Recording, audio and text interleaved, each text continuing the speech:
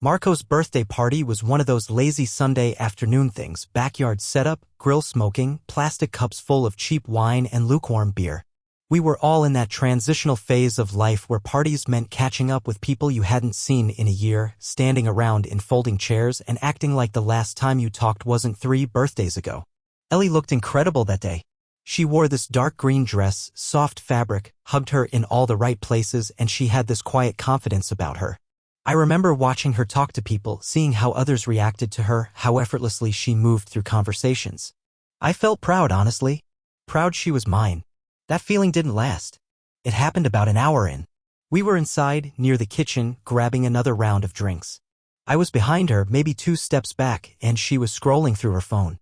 Nothing unusual. She always kept it in her hand like it was glued there. But then the screen lit up and I saw the message.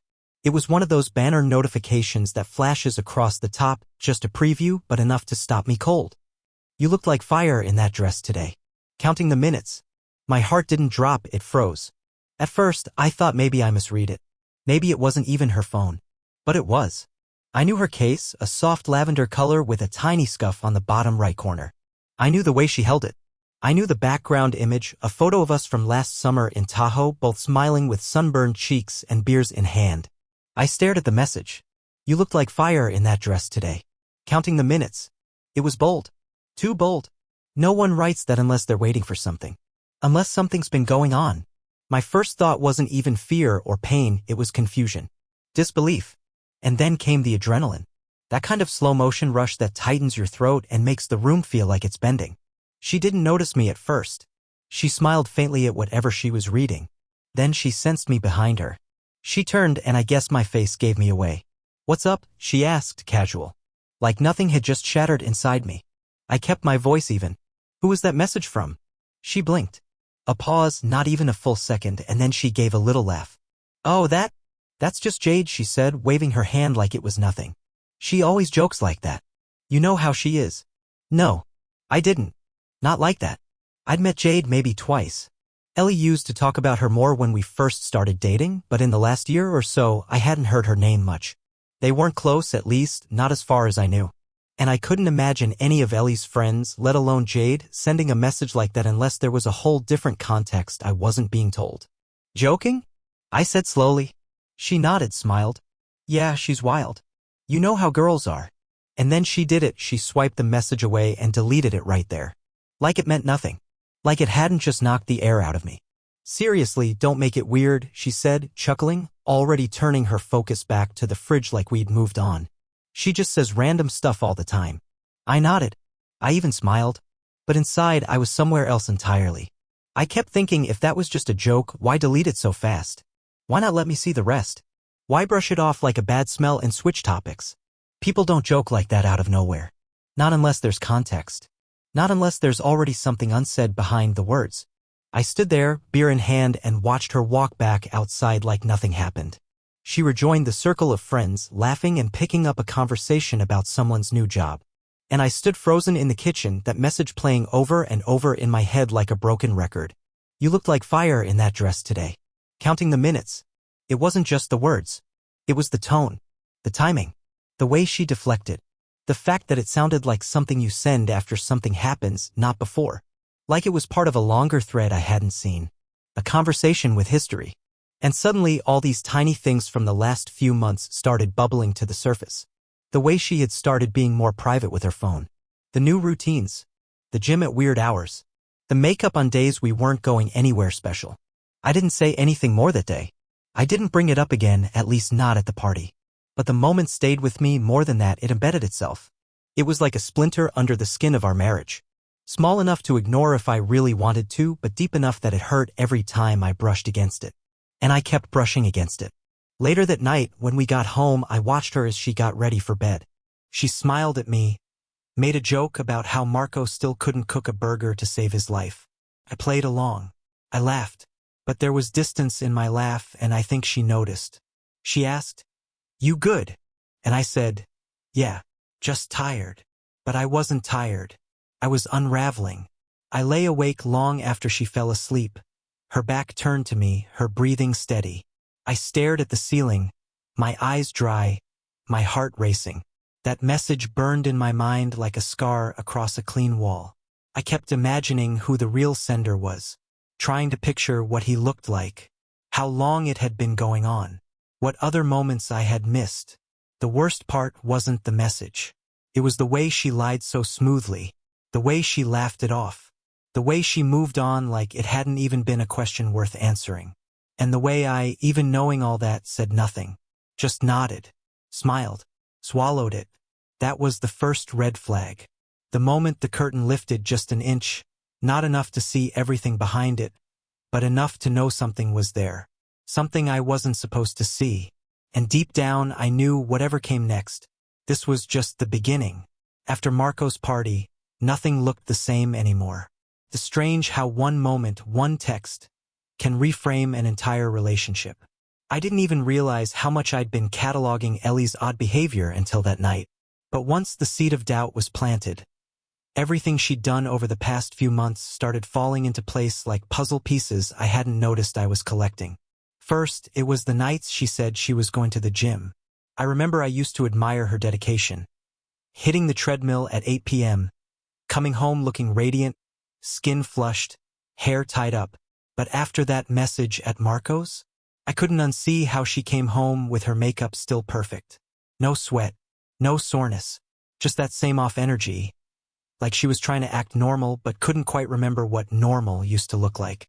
One night, maybe 2 weeks after the party, I got home early from work. I was supposed to have a meeting that ran late, but it got canceled last minute, so I figured I'd surprise Ellie and maybe order takeout, make a night of it. As I came up the stairs to our apartment, I noticed her standing on the balcony, talking on the phone. I slowed my steps, not intentionally trying to eavesdrop, just instinct, I guess. Her voice was low, but not soft. Mate, not casual. Like she was whispering something meant for just one person. I couldn't make out the words, only the tone. When I slid my key in the door, she heard and jumped. I saw it through the glass. The way she spun, her phone vanishing from view like magic. She yanked the sliding door open a second later, a big smile on her face. "Oh, hey," she said, too chipper. "You're back early." "Yeah, meeting got moved," I said. "Who were you talking to?" She didn't even hesitate. "My mom," she said. "She's been checking in a lot lately. You know how she worries." Thing is, I did know.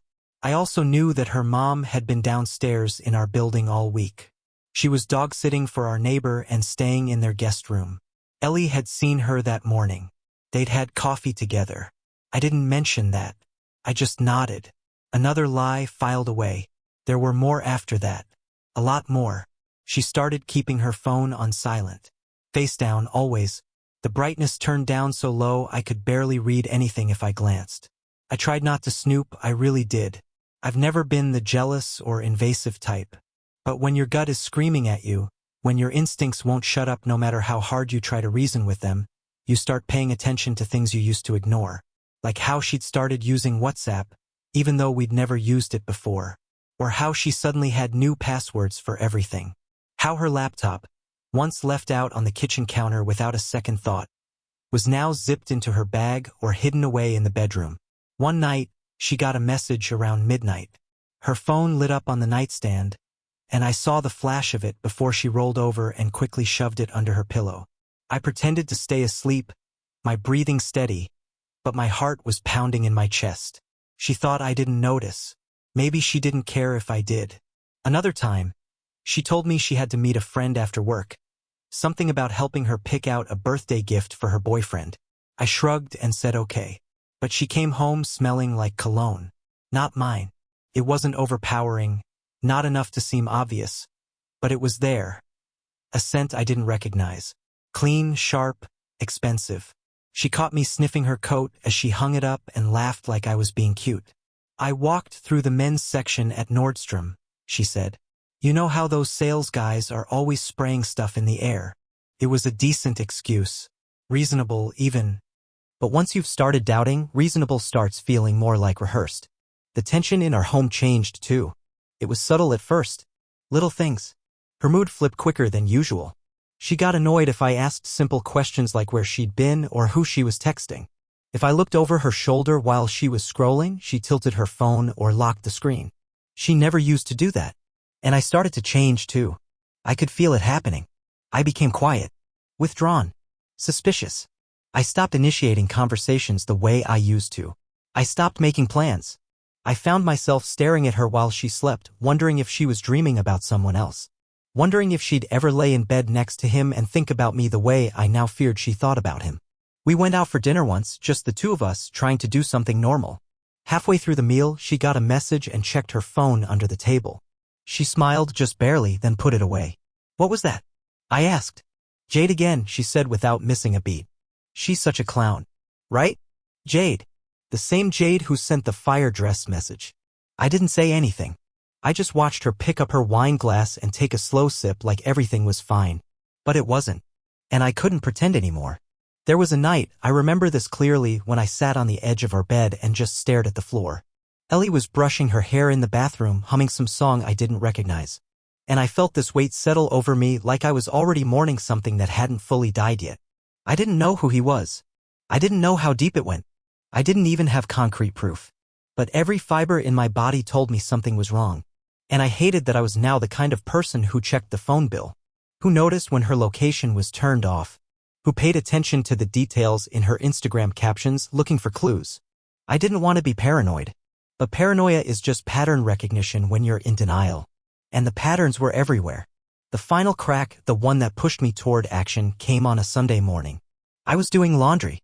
Ellie had gone out for coffee, or so she said. I was folding clothes and noticed her gym bag near the door. I picked it up to move it and realized it was almost empty. Just a water bottle. No towel. No sneakers. No change of clothes. She had been at the gym the night before for over 2 hours. I set the bag down gently and just stared at it for a long time, the dryer humming behind me like background noise to a scene I didn't want to be part of. Something broke in me that day. Not my heart, not yet. That would come later. But my faith? My trust? Those were already gone. I don't know what finally made me do it. Maybe it was the gym bag. Maybe it was that offhand Jade text that still echoed in the back of my head every time Ellie smiled at her phone. Or maybe it was the sheer exhaustion of not knowing anymore, of living in this constant, low-level hum of dread. Whatever it was, I snapped. Quietly. Calmly. The way a rope just gives out after being pulled too tight for too long. That week, I took a day off work without telling Ellie. She thought I was heading into the office like usual, but I dropped her off at the gym, or what she claimed was the gym, and waited a few blocks away. She waved as she got out of the car, dressed in her usual leggings and tank top, clutching her smoothie like everything was normal. It took exactly 6 minutes for her to walk past the front doors of the gym and keep going. I followed from a distance, heart pounding in my ears. She walked 2 more blocks and turned a corner, ducking into a parking garage. A few moments later, a car pulled up, a silver SUV with tinted windows. She got in without hesitation. I didn't see the driver's face, but I didn't need to. My stomach sank, but my hands were steady. That's when I started tracing the number. The one I'd seen pop up on her lock screen in half-lit flashes at night. The one she'd label under random names: Jade, work, delivery. Always different. But it was the same number every time. I used a burner app. It wasn't hard. Technology has a dark side, and I wasn't proud of it, but at that point, I wasn't protecting my dignity. I was chasing the truth. The number belonged to someone named Sean R. The name didn't click at first, just another guy in the sea of strangers, but something about it kept tugging at me. So I searched my email. I searched our group photos. And then I saw him. Sean Richardson. We worked together briefly 2 jobs ago. Same team, different departments. We had drinks once after a company holiday party.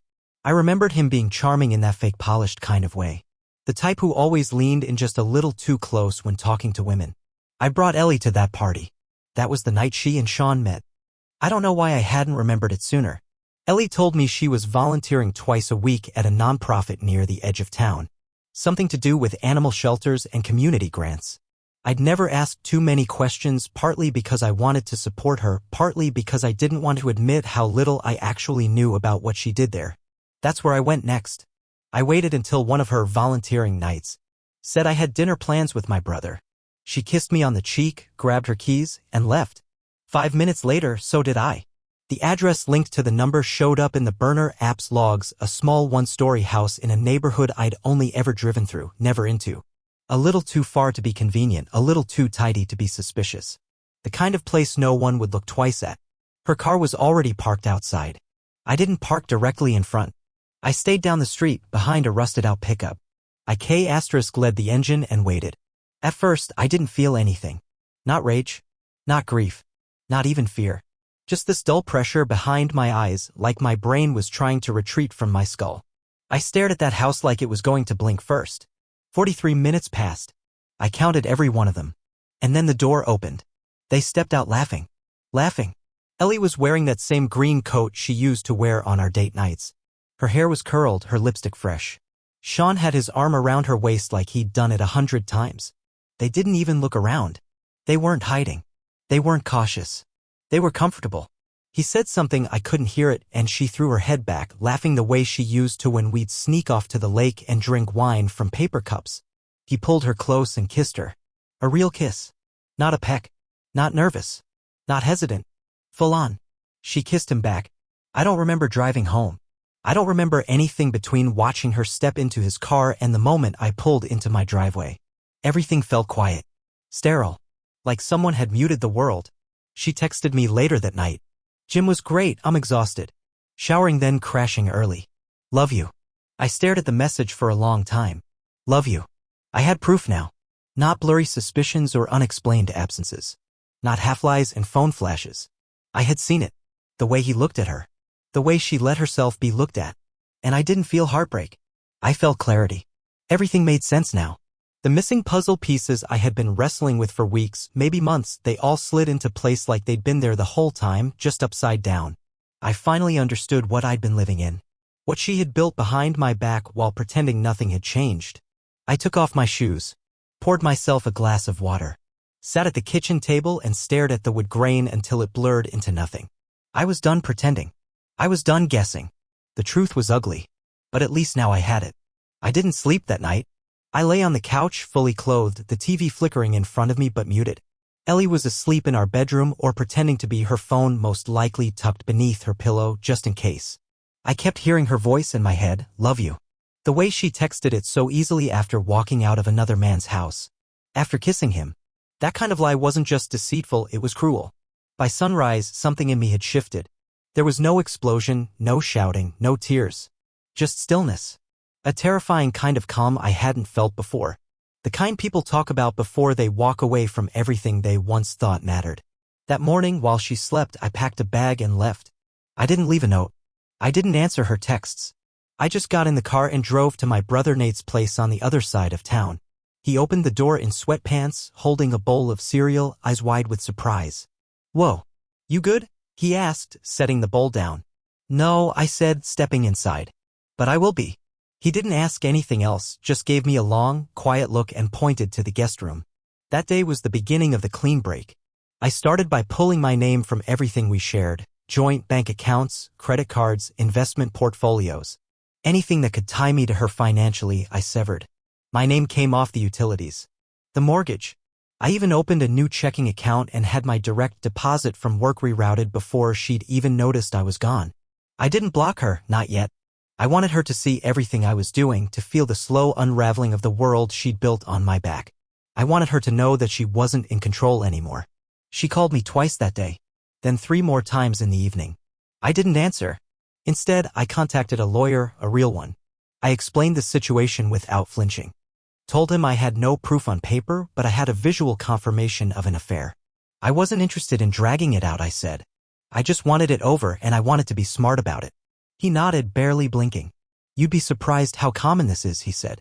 But you're doing the right thing by staying calm. Calm. That word again.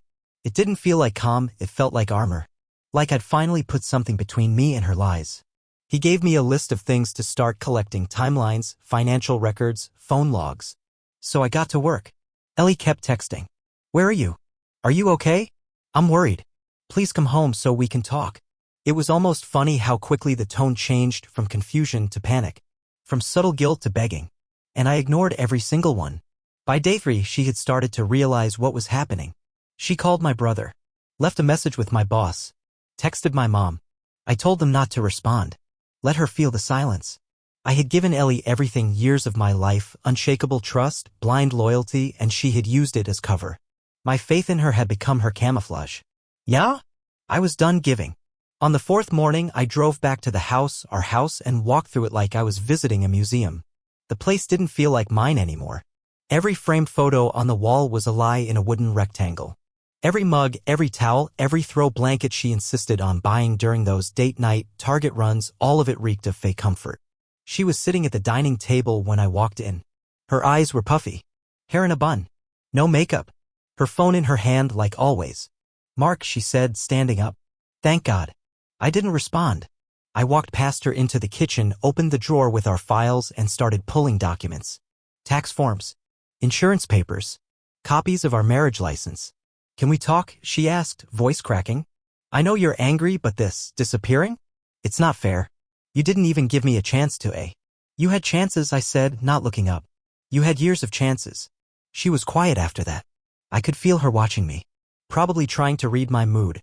Ellie was good at reading people, manipulating them. But not this time. "I'm not here to argue," I said, finally facing her. "I'm here to get what I need so I can file." Her face crumpled. "Wait, what?" "Divorce," I said, slowly, in case she was still pretending not to understand. "I'm filing. It's done." "No, Mark, please," she stepped toward me. "It's not what you think, I swear, eh?" "Don't," I said sharply. "You don't get to lie anymore." She froze.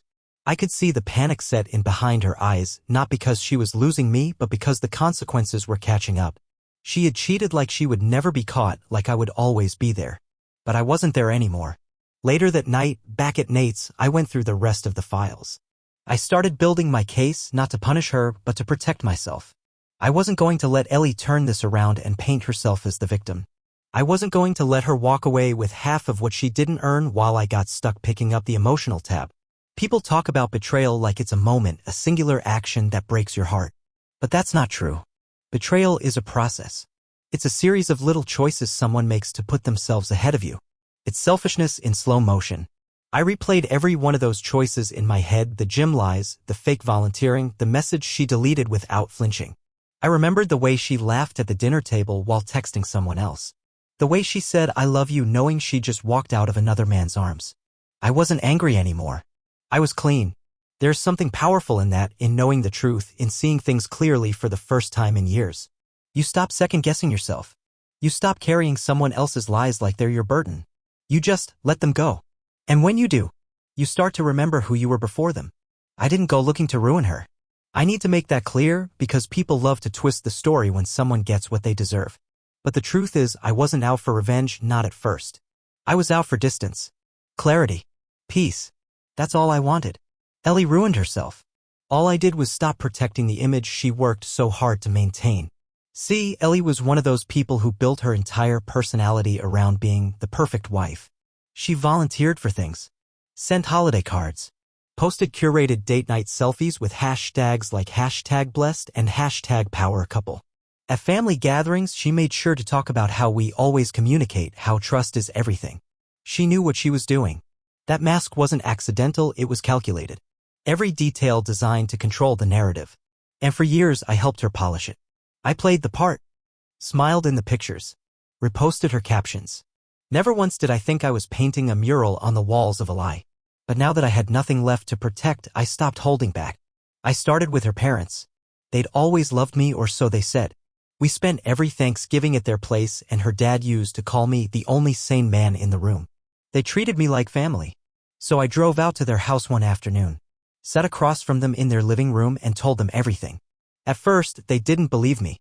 Her mom, Marlene, shook her head slowly like I had just confessed to seeing ghosts.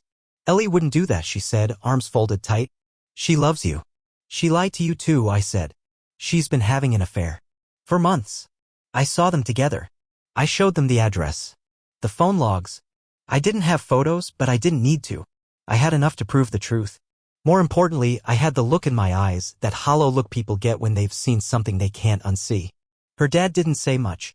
Just stood up, paced the room, sat back down. Then he asked one question. "Who's the guy?" I told him. He rubbed his face and muttered something like, "Unbelievable," and then left the room. Marlene just stared at the carpet, blinking fast. "She always told me you were lucky to have her," she whispered. I didn't respond. I didn't need to. They told me they'd talk to her, which was fine. I wasn't looking for allies. I just wanted the truth out. And it didn't stop there. I told my friends too. Not all of them. Just the close ones. The ones who had known us both, who had invited us over for game nights, who had tagged us in couple memes, who had called us relationship goals. My buddy Jay was the first one I told. We were at his place watching the game. I said it casually at halftime like I was commenting on the weather. Ellie cheated on me, I said. He blinked. Wait, what? Yeah. With some guy I used to work with. Been going on for months. Jesus, man? Yeah.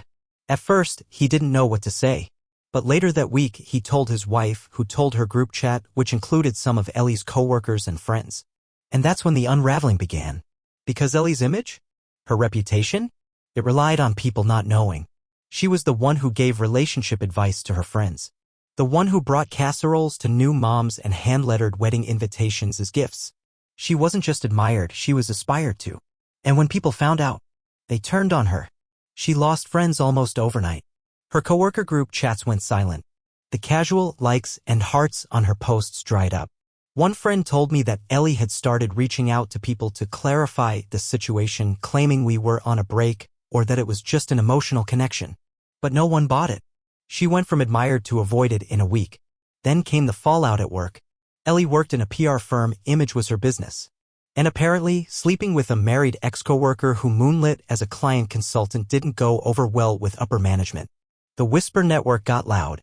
HR got involved. She wasn't fired outright, but they restructured her role. Gave her the kind of demotion you don't come back from. She told mutual friends that it was her choice to step back, but everyone knew better. And the final blow? Her own mother, the woman who once told me Ellie was born to shine, stopped returning her calls. She didn't block her, but she ghosted her. Sometimes, Marlene said to me quietly when I checked in later, people need to learn the hard way. And maybe this is her turn. I never gloated. I didn't post a thing. I didn't make a spectacle. I just let the truth breathe. And the truth did all the work. One day, Ellie called me. I didn't answer. Then she texted, "Can we please talk? This is spiraling out of control." But that's the thing about spirals, they start small. And if you don't stop them, they widen. Fast. And by the time she realized that, she was already at the bottom. It happened on a rainy Saturday, the kind where everything feels slower, heavier. I was at Nate's, half watching a documentary, when I heard a knock at the door. A soft one, hesitant. Nate looked through the peephole, then turned to me. It's her. And him. I didn't move at first. But eventually, I stood up and opened the door.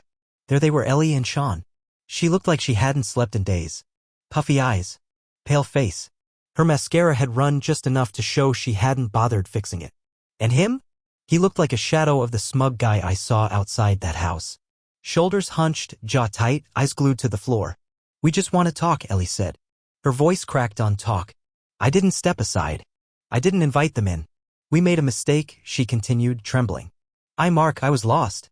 I didn't know how to deal with what I was feeling. Please, can we try again? Just talk? Just?